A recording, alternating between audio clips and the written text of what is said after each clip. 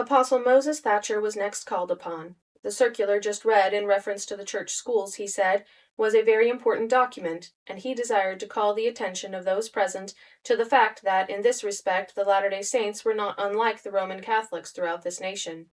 They paid taxes which the state legislature appropriated to various states of the Union for the support of the state universities and schools, and yet they were unwilling to entrust the education of their children to the schools which they sustained under the system of government.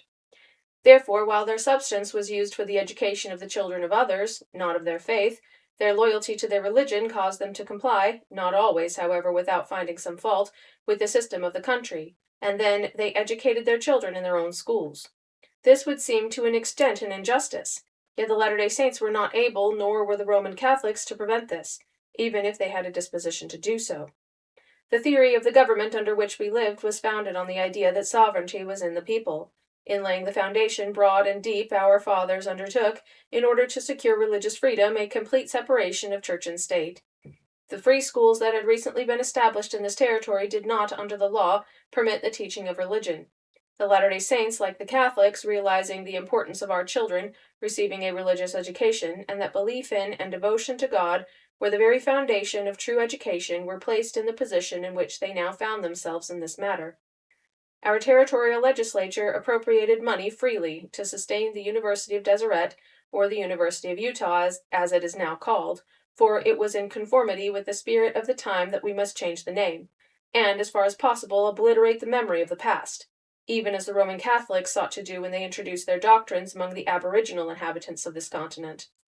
The funds, therefore, that were appropriated by the territorial legislature from the taxes of the people went to support the University of Utah and the Agricultural College in the North.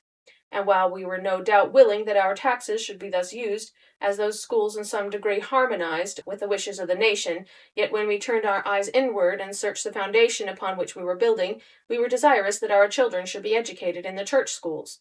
But in order to do this, we must not forget that the competition would be very severe. The building and the appointments of these schools would be as perfect as the means within their reach could make them.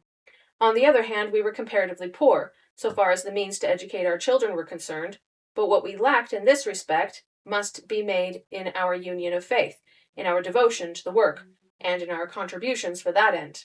The whole matter was not accomplished in the vote of that conference today, but there must be a great deal of work in the future in order to carry out the object in view. Every father in Israel must put his shoulder to the wheel. The education of the world largely tended to the development of the intellect without the cultivation of the heart. The Latter-day Saints believed that true loyalty to the country depended to a great extent upon true faith in the Creator of the country. Therefore, their foundation was deeper than that of the world, as they viewed it, inasmuch as they made the true worship of God the chief cornerstone of the structure, having in view always the highest liberty of the individual. He believed that we had here in Utah as bright minds as the world had produced, and that if we would give this great subject the thought and attention necessary, the time was not far distant when our schools would compare favorably with those in other parts of the country.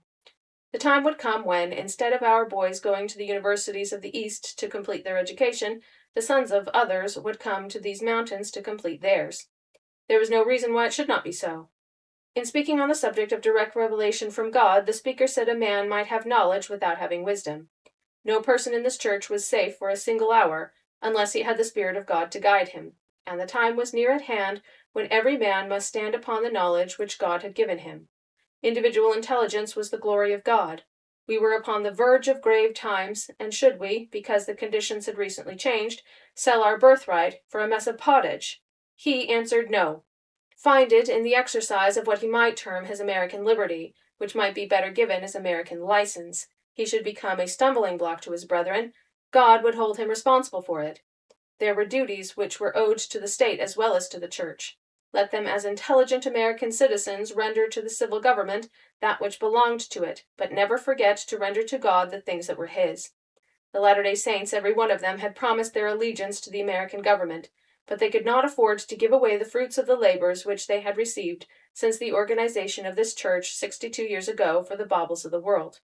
And, said the speaker in conclusion, I would to God that more of our elders could give the enthusiasm, devotion, and love to the work of God which they seem to give so willingly to political matters.